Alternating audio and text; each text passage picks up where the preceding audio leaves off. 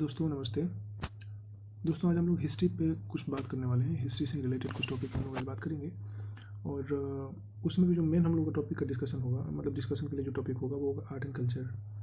क्योंकि आप जानते हैं, आप चाहे जेएनयू का पेपर दे रहे हो, चाहे यूपीएससी का प्रीलिम्स देने वाले हो, चाहे बीपीएससी हो, जेपीएससी हो, यूपीपीसीएस हो, कोई भी एग्जाम्स हो, उसमें जो आर्ट एंड कल्चर का सेक्शन होता है ना, वो बहुत इंपॉर्टेंट होता है।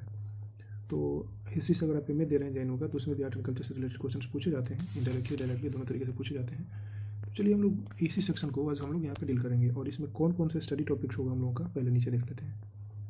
तो जो आज हम लोग यहाँ पे स्टडी करने वाले हैं वो मेनली होगा आपका 3 इंपॉर्टेंट केव्स। एलोरा केव्स के बारे में पढ़ेंगे, अजंता के बारे में, एलिफेंटा केव्स के बारे में, और प्लस में हम लोग जानेंगे कि यूनेस्को क्या है, UNESCO यूनेस्को क्या है। तो ये जो 3 केव्स हैं और यूनेस्को है, ये आपके एग्जाम के पर्सपेक्टिव से बहुत इंपॉर्टेंट है। तो जो ये हम लोग यहाँ पे 3 इंपॉर्टेंट केव्स के बारे में डिस्कशन करने वाले हैं, वो केव्स ऐसा है कि यूनेस्को का वर्ल्ड हेरिटेज साइट भी है। क्या है दोस्तों? ये यूनेस्को का साइट्स ऑफ इंडिया है। यूनेस्को साइट्स ऑफ इंडिया मतलब world heritage sites of India. ये तीनों के तीनों यूनेस्को के world heritage site of India है। तो हम लोग समझेंगे अजंता केव्स के बारे में, एलोरा के बारे में और एलिफेंटा केव्स के बारे में। इन तीनों केव्स के बारे में हम लोग टिप से यहाँ पे नीचे पढ़ेंगे। लेकिन उससे पहले आप ये समझिए कि जो ये यूनेस्को के बारे में मैंने यहाँ पे डिस्कस किया, आपसे टर्म यहाँ पे बोला था मैंने यूनेस्को, ये यूनेस्को है क्या एक्चुअली, समझिए यूनेस्को के बारे में थोड़ा। उसके बाद हम लोग तीनों केव्स के बारे में नीचे पढ़ेंगे, गुफाएं के बारे में। तो सबसे पहले जो क्वेश्चन आपके दिमाग में आता है वो आता है कि यूनेस्को क्या है। तो चलिए समझते हैं, लेट्स स्टैंड कि यूनेस्को क्या है। इससे रिलेटेड कुछ पॉइंट्स को हम लोग डिस्कस करेंगे और पॉइंट वाइज पढ़ते हुए नीचे समझने की कोशिश करेंगे। तो देखिए दोस्तों, सबसे पहले समझिए कि यूनेस्को का फुल फॉर्म क्या होता है। यूनेस्को का जो फुल फॉर्म होता है उसका मतलब होता है United Nations Educational, Scientific and cultural organisations. इसी का नाम है यूनेस्को। शॉर्ट फॉर्म में हम लोग यूनेस्को बोलते हैं। यूनेस्को का काम क्या है, आखिर बना क्यों था ये? अगर हम बोल रहे हैं कि United Nations Educational, Scientific and cultural Organization है, तो इसका काम क्या होता है? देखिए दोस्तों, इसका जो मेन काम है वो 3 काम है।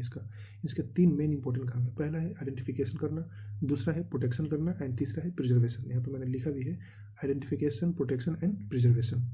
तो ये तीनों का मतलब क्या होता है? देखिए, ये जो आइडेंटिफिकेशन है, प्रिजर्वेशन है और प्रोटेक्शन है, इन तीनों का इंपॉर्टेंट है कुछ। आइडेंटिफिकेशन, प्रोटेक्शन एंड प्रिजर्वेशन, इन तीनों का इंपॉर्टेंस है। कैसे इंपॉर्टेंस है मैं आपको बता रहा हूँ। देखिए, ये किसको आइडेंटिफाई करेगा, किसको प्रोटेक्ट करेगा, किसको प्रिजर्व करेगा? ये 2 प्रकार के साइट्स को आइडेंटिफाई करता है, प्रोटेक्ट करता है और प्रिजर्व करता है। सवाल यह है कि ये दोनों प्रकार के साइट्स कौन कौन है। देखिए, एक साइड से कल्चरल, दिस इज कल्चरल, एक कल्चरल साइट्स है, और दूसरा जो है वो कौन सा साइट्स है दोस्तों? एक है कल्चरल साइट और दूसरा जो है वो नेचुरल साइट है। तो यूनेस्को जो है वो 2 प्रकार के साइट्स को प्रोटेक्ट, प्रिजर्व एंड आइडेंटिफाई करता है, natural sites and cultural sites के बारे में। तो इंपॉर्टेंट है, याद रखिएगा। अब देखिए, अब सवाल ये आता है कि यूनेस्को बना कैसे था, ये कब एग्जिस्टेंस में आया, इसका पूरा प्रोसीजर क्या है, क्या इसका कहानी है। तो देखिए, यूनेस्को को हम लोग बनाए थे किसके जरिए? Done through international treaties known as convention concerning the protection of the world cultural and natural heritage. यही एक कन्वेंशन हुआ था। ये जो कन्वेंशन हुआ था जिसका नाम है इंटरनेशनल, जिसका नाम क्या था दोस्तों? जो कन्वेंशन हुआ था, convention concerning the protection of the world cultural and natural heritage. यही कन्वेंशन हुआ था जहाँ पे बहुत सारे देश के जो लीडर थे वो एकमुलेट हुए थे और उन्होंने एक डिसीजन लिया था। और इसी को 19 यानी कि जो यूनेस्को जो था, यूनेस्को ने क्या किया था, ये जो पूरा कन्वेंशन हुआ था, इसी कन्वेंशन में एक्सेप्ट किया था। किसके लिए? नेचुरल हेरिटेज के लिए एंड कल्चरल हेरिटेज के लिए, प्रोटेक्ट करने का, प्रिजर्व करने का एंड आइडेंटिफाई करने का। तो जो ये अडॉप्ट किया था वो 1972 में यूनेस्को ने इसको अडॉप्ट किया था। लेकिन सवाल ये है कि कहीं आप देखे होंगे 1946 में ही बन गया था यूनेस्को। तो समझते हैं कि 1946 और 1972 में डिफरेंस क्या एक्चुअली। तो अब आपके पास में जैसे ही आप ये समझ लें कि 1972 में यूनेस्को ने क्या अडॉप्ट किया था कल्चरल एंड नेचुरल हेरिटेज को प्रोटेक्ट करने के लिए। तो सवाल ये है कि आखिर यूनेस्को बनता कैसे है, काम कैसे करता है और बना कैसे है और कब बना था, ये सब चीज़ें समझते हैं। देखिए, केम ने प्रपोजल दिया था। केम ने, CAME एक ऑर्गेनाइजेशन है, इसने प्रपोजल दिया था। क्या प्रपोजल दिया था? इसने प्रपोजल दिया था कि भैया दुनिया के जो पूरे देश, दुनिया की जो अलग अलग कंट्री हैं वो एक्युमुलेट होके क्या बनाए? United Nations conference for establishment of an educational and cultural organization. कि इसने प्रपोजल दिया था किसके लिए? इसने प्रपोजल दिया था United Nations conference for establishment of an educational and cultural organization. कैसा एजुकेशनल एंड कल्चरल ऑर्गेनाइजेशन बनाया जाए यूनाइटेड नेशंस के सारे कंट्री मिलकर, जो कि एजुकेशनल एंड कल्चर, एजुकेशन को, कल्चर को और हेरिटेज को प्रोटेक्ट करने की कोशिश करें। इसी प्रपोजल को जो ये दिया था इसने, केम ने, इसी प्रपोजल को 1946 में अडॉप्ट किया गया था। कब अडॉप्ट किया गया था दोस्तों? हम इस पर बाद में बात करेंगे। तो एसी को जो ये प्रपोजल दिया था और जो मीटिंग हुई थी वो लंदन में मीटिंग हुई थी 1 नवंबर से लेकर 16 नवंबर 1945 को। मतलब लगभग 15 दिन मीटिंग चली थी लंदन में और इन्हीं सब चीज़ों पर डिस्कशन हो रहा था कि किस प्रकार कैसे कॉन्स्टिट्यूशन होगा, कैसे बनेगा, क्या क्या प्रोसेस होगा, किस प्रकार से फॉलो किया जाएगा, पूरा का पूरा डिस्कशन हुआ था। और यूनेस्को का जो अपना कॉन्स्टिट्यूशन है जिसमें पूरा प्रोसीजर लिया गया है, वो अल्टीमेटली उस पर अलग अलग देशों ने 16 नवंबर 1945 को साइन किया। तो जैसे ही 16 नवंबर 1945 को उन्होंने साइन किया तो 1946 में, यानी कि एक महीने बाद, लगभग एक महीने बाद में ये एग्जिस्टेंस में आ गया था यूनेस्को। तो दोस्तों इस प्रकार से 1946 में यूनेस्को बन के तैयार हुआ।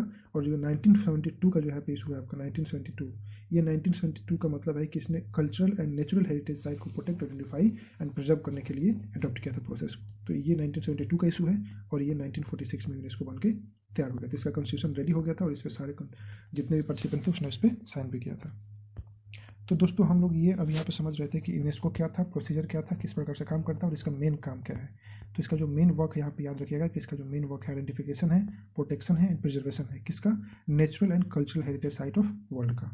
ठीक है, कब बना था? 1972 का भी मैंने बता दिया, 1946 का भी इशू मैंने आपको बता दिया। अब हम लोग मेन इशू पर बात करते हैं जो कि मैंने यहाँ पे मैंशन किया है, Ajanta caves, Ellora caves and Elephanta caves. हम लोग 3 केव्स के बारे में यहाँ पे डिस्कस करने वाले हैं जो कि हमारा इंडिया में UNESCO natural and cultural heritage sites है। तीनों महाराष्ट्र में है। हम लोग समझने की कोशिश करते हैं one by one. Ajanta caves के बारे में पहले समझते हैं।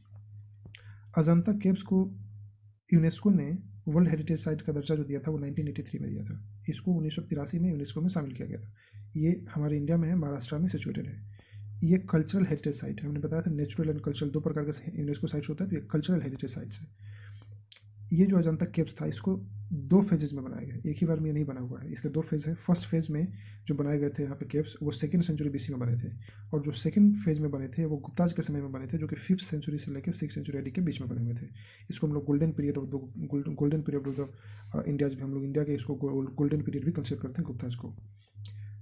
अजंता केव्स में डेकोरेटेड पेंटिंग्स है जिसके लिए वो फेमस है, एंड साथ ही साथ में representation of religious art of Buddhism, Buddhism से रिलेटेड रिलीजियस आर्ट का बेस्ट एक्सप्लेनेशन यहाँ पे देखने को आपको मिल जाएगा। टोटल अजंता में 31 केव्स है दोस्तों। तो ये कुछ हमारे पास में 8 पॉइंट्स हैं जो कि रिलेटेड है किससे? अजंता केव्स से। इतना आपके लिए काफ़ी है, इससे ज़्यादा नहीं पूछेगा वो।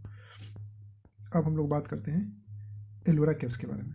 दोस्तों एलोरा केव्स को यूनेस्को वर्ल्ड हेरिटेज साइट में 1983 में ऐड किया गया था। अजंता को कब ऐड किया गया था? अजंता केव्स को 1983 में ही ऐड किया गया था, और एलोरा केव्स को भी 1983 में ही ऐड किया गया था जो कि महाराष्ट्र में ही है। इसको हम लोग एलोरा कॉम्प्लेक्स के नाम से भी जानते हैं। इसको एलोरा कॉम्प्लेक्स के नाम से भी जानते हैं। क्यों?